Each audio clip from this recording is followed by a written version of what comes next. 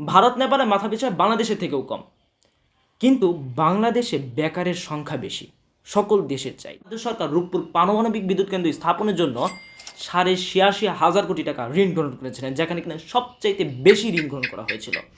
এই যে টিকটিকিও বলছে ঠিক ঠিক সিমিলার প্রকল্প আমাদের পাশের একটি দেশ করেছে, তাদের লেগেছে এবাউট খুব সম্ভবত 14,000 থেকে 14,000 কোটি টাকার মতন। বাংলাদেশে যে রূপপুর আণবিক এই যে রূপপুরে যে প্রকল্পটি করা হয়েছে, এটির খরচ গিয়ে আলটিমেটলি খুব সম্ভবত দাঁড়িয়েছে 96,000 কোটি টাকা। উত্তর একটি, দুর্নীতি। যুক্তরাষ্ট্র তো বাংলাদেশ থেকে 340 গুণ বেশি টাকা ঋণ নিয়েছে, কিন্তু দুঃখের বিষয় দেশীয় ঋণ দ্রুত বাড়ছে। সরকার ব্যাংক থেকে বেশি টাকা ধার নিচ্ছে, সুদ দিতে অনেক টাকা যাচ্ছে এবং ব্যাংকে টাকার চাপ বাড়ছে। এই প্রতিরক্ষা খাতে বাংলাদেশ সরকার এই অর্থ বছরে প্রায় 40,698 কোটি টাকা বরাদ্দ রেখেছেন।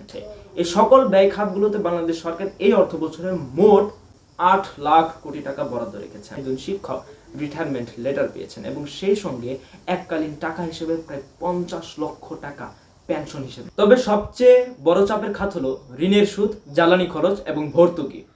অর্থাৎ দিনে 300 কোটির বেশি টাকা শুধুমাত্র সুদ পরিশোধে চলে যায়, যার ফলে এখন প্রত্যেকেরই ঋণের 15 টাকা সুদ বহন করতে হচ্ছে।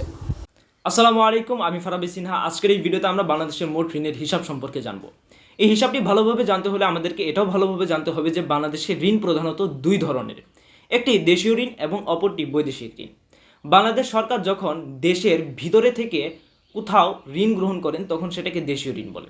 এই ঋণ মূলত বাংলাদেশ সরকার কেন্দ্রীয় ব্যাংক অথবা বড় বড় ব্যবসায়ী গণদের থেকে করে থাকেন। আবার অন্যদিকে বৈদেশিক ঋণ হলো বাংলাদেশ সরকার যখন নিজের দেশের বাইরে অন্য কোনো দেশ থেকে ঋণ গ্রহণ করে থাকেন, যেমন চীন, রাশিয়া, জাপান, তখন তাকে বৈদেশিক ঋণ বলে। এমনকি বাংলাদেশ সরকার যদি বিশ্ব ব্যাংক থেকেও ঋণ গ্রহণ করে থাকেন তবুও সেটা বৈদেশিক ঋণের অন্তর্ভুক্ত হবে। বাংলাদেশ সরকার মেট্রো রেল স্থাপনের জন্য 27,000 কোটি টাকা ঋণ গ্রহণ করেছিলেন। বাংলাদেশ সরকার কর্ণফুলী টানেল স্থাপনের জন্য 6,070 কোটি টাকা ঋণ গ্রহণ করেছিলেন। বাংলাদেশ সরকার পদ্মা সেতু স্থাপনের জন্য 29,893 কোটি টাকা ঋণ গ্রহণ করেছিলেন। বাংলাদেশ সরকার রূপপুর পারমাণবিক বিদ্যুৎ কেন্দ্র স্থাপনের জন্য 86,500 কোটি টাকা ঋণ গ্রহণ করেছিলেন, যেখানে কিনা সবচাইতে বেশি ঋণ গ্রহণ করা হয়েছিল। এই যে টিকটিকিও বলছে ঠিক ঠিক। এখন প্রশ্ন হলো, এত লক্ষ লক্ষ কোটি টাকা ঋণ গ্রহণ করার কেন প্রয়োজন ছিল? জনগণের টাকা দিয়ে কি তৈরি করা সম্ভব হতো না? বাংলাদেশের জিডিপি 55 থেকে 60 লক্ষ কোটি টাকা। বাংলাদেশের মাথাপিছু আয় মাসে 25 থেকে 30 হাজার টাকা। ভারত নেপালে মাথাপিছু আয় বাংলাদেশের থেকেও কম, কিন্তু বাংলাদেশে বেকারের সংখ্যা বেশি সকল দেশের চাইতে। তাহলে কেন এত ঋণ নেওয়ার প্রয়োজন ছিল? উত্তর একটি, দুর্নীতি। রূপপুর পারমাণবিক বিদ্যুৎ কেন্দ্র শুধুমাত্র আমরা তৈরি করিনি, আমাদের পাশের দেশও তৈরি করেছে, কিন্তু আমাদের ক্ষেত্রে লেগেছে 96,000 কোটি টাকা এবং তাদের ক্ষেত্রে লেগেছে মাত্র 14,000 কোটি টাকা। আকাশ পাতাল পার্থক্য। মাননীয় প্রধানমন্ত্রী তিনি নিজেও এই কথা বলেছেন। এই রূপপুর প্রকল্পটি সিমিলার প্রকল্প আমাদের পাশের একটি দেশ করেছে, তাদের লেগেছে এবাউট খুব সম্ভবত 14,000 থেকে 14,000 কোটি টাকার মতন। বাংলাদেশে যে রূপপুর আণবিক এই যে রূপপুরে যে প্রকল্পটি করা হয়েছে, এটির খরচ গিয়ে আলটিমেটলি খুব সম্ভবত দাঁড়িয়েছে 96,000 কোটি টাকা।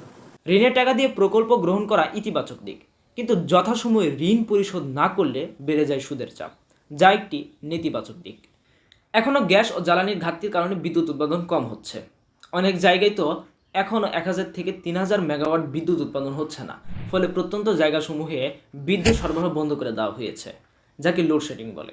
মানে সংকট এখনও আছে, তবে তা ধীরে ধীরে ঠিক করার চেষ্টা চলছে, কিন্তু পরে আবার তীব্র সংকট দেখা দিতে পারে। গরমকালে অর্থাৎ জুন কিংবা জুলাই মাসে সূর্য যখন পৃথিবীর সবচাইতে কাছাকাছি আসে তখন বাংলাদেশে হয় গরমকাল, এবং ঠিক তখনই বাংলাদেশে বিদ্যুতের চাহিদা 18,000 মেগাওয়াট ছাড়াতে পারে।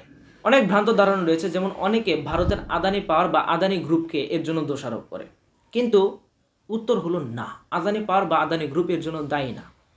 আদানি পাওয়ার বা আদানি গ্রুপ মূলত ভারতের বিশেষ ঝাড়খণ্ড প্লান্ট থেকে বিদ্যুৎ তৈরি করে বাংলাদেশে সরবরাহ করে।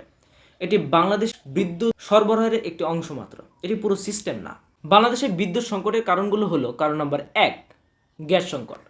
বাংলাদেশে এখনও ঠিক ভালো গ্যাসের খনি পাওয়া যায়নি যেখান থেকে কিনা লাভজনকভাবে গ্যাস উত্তোলন করা সম্ভব হবে। কারণ নম্বর 2, ডলার সংকট। বাংলাদেশে এখন রপ্তানি অনেক কমে গেছে, কিন্তু এখন আমদানি করতে ডলার খরচ হচ্ছে বেশি, ফলে ডলার আয়ের তুলনায় ব্যয়ই হচ্ছে বেশি। কারণ নম্বর 3, চাহিদা বেড়ে যাওয়া। বাংলাদেশে এখন জনসংখ্যা বেড়ে চলেছে, ঘরবাড়ি তৈরি হচ্ছে, ফলে চাহিদা বেড়ে গেছে। বাংলাদেশে কেন এত অর্থনৈতিক সংকট? এর পিছনে অনেকগুলো কারণ রয়েছে। কারণ নাম্বার 1, বৈশ্বিক প্রভাব। 2020 সালের করোনা ভাইরাস সারা বিশ্বে ছড়িয়ে পড়ে, যা বাংলাদেশের অর্থনীতির উপর ব্যাপকভাবে প্রভাব ফেলে। এছাড়াও 2022 সালে রাশিয়ার সাথে ইউক্রেন যুদ্ধ হয়। এই যুদ্ধ বাংলাদেশকে উন্নতির দিকে যেতে বাধা দেয়। এছাড়াও 2024 সালের 5ই আগস্টের পূর্ব পর্যন্ত সারা দেশে আন্দোলন হয়, মিছিল হয়। একমাত্র এগুলো করা হয় এক স্বৈরাচারী সরকারের পতন দেখার জন্য। তখন সারা দেশ অস্থিতিশীল অবস্থায় ছিল। এরপর 2024 সালের 5ই আগস্টের পর সারা দেশ আরও বেশি অস্থিতিশীল হয়ে পড়ে। চারিদিকে চুরি, ডাকাতি, রাহাজানি, চাঁদাবাজি। এরপর 2026 সালে এসে দেশ কিছুটা স্থিতিশীল হওয়ার চেষ্টা করছে। কারণ নাম্বার 2, জ্বালানি সংকট। জ্বালানি না থাকায় দেশে বিদ্যুৎ উৎপাদন হচ্ছে না। ফলে আমাদের দেশের বিভিন্ন কলকারখানা, হাসপাতাল, স্কুল, কলেজ, এখানে যে সকল কার্যক্রম হতো সেগুলো বন্ধ হয়ে গিয়েছে।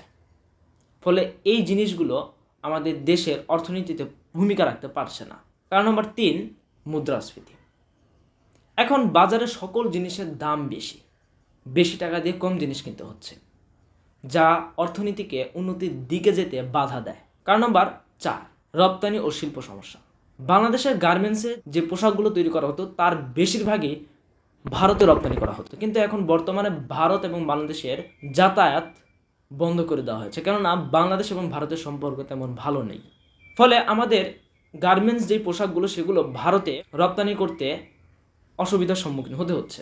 এছাড়া আমাদের পণ্যগুলো যুক্তরাষ্ট্রে রপ্তানি করা হতো, কিন্তু বর্তমানে যুক্তরাষ্ট্রে যুদ্ধ চলছে, ফলে আমাদের পণ্যগুলো বাইরের দেশে রপ্তানি খুবই কমে গেছে, যার কারণে ডলার আয় কমে গেছে। কারণ নাম্বার 5, বড় প্রকল্প প্লাস ঋণ। বাংলাদেশের যেই প্রকল্পগুলো গ্রহণ করা হয়েছে সেখানে অনেক ঋণ গ্রহণ করা হয়েছে একমাত্র দুর্নীতির জন্য। এর কারণে বাংলাদেশের অর্থনীতি এত সংকটের মধ্যে। এখন আসে বাংলাদেশের মোট ঋণ কত। বাংলাদেশের বৈদেশিক ঋণ প্রায় 14 লক্ষ কোটি টাকা এবং দেশীয় ঋণ প্রায় 12 লক্ষ কোটি টাকা। অতএব মোট ঋণ 24 থেকে 26 লক্ষ কোটি টাকা। বিশেষ দ্রষ্টব্য, ঋণের পরিমাণ বিভিন্ন উৎস এবং সুদের হারের কারণে সময়ে সময়ে পরিবর্তিত হতে পারে। এখন প্রশ্ন হলো, বাংলাদেশের বৈদেশিক কিংবা দেশীয় ঋণ অন্য দেশের সাপেক্ষে স্বাভাবিক কিনা? এক কথায় উত্তর, পরিমাণ স্বাভাবিক কিন্তু সময় স্বাভাবিক না। বৈদেশিক ঋণ গ্রহণ করে কোনো দেশে প্রকল্প গ্রহণ করা হলে অথবা সেই টাকা উন্নতির কাজে নিয়োগ দেওয়া হলে সেটা ইতিবাচক দিক, এমনকি সেটা যত বড় ঋণই হোক না কেন। শুধু যে বাংলাদেশ বৈদেশিক ঋণ গ্রহণ করেছে তা নয়, যুক্তরাষ্ট্র, জাপান, শ্রীলঙ্কার মতো দেশও বৈদেশিক ঋণ নিয়েছে। যুক্তরাষ্ট্র তো বাংলাদেশ থেকে 340 গুণ বেশি টাকা ঋণ নিয়েছে, যা সংখ্যায় দাঁড়িয়েছে 4,750 লক্ষ কোটি টাকা। কিন্তু দুঃখের বিষয়, দেশীয় ঋণ দ্রুত বাড়ছে। সরকার ব্যাংক থেকে বেশি টাকা ধার নিচ্ছে, সুদ দিতে অনেক টাকা যাচ্ছে এবং ব্যাংকে টাকার চাপ বাড়ছে। এখন পে স্কেল নিয়ে বলি। বাংলাদেশ সরকারের ব্যয় খাতগুলোর মধ্যে অন্যতম খাত হলো প্রতিরক্ষা খাত। এই প্রতিরক্ষা খাতে বাংলাদেশ সরকার এই অর্থ বছরে প্রায় 40,698 কোটি টাকা বরাদ্দ রেখেছেন। আবার অন্যদিকে শিক্ষা খাত হলো বাংলাদেশ সরকারের সবচেয়ে গুরুত্বপূর্ণ খাত।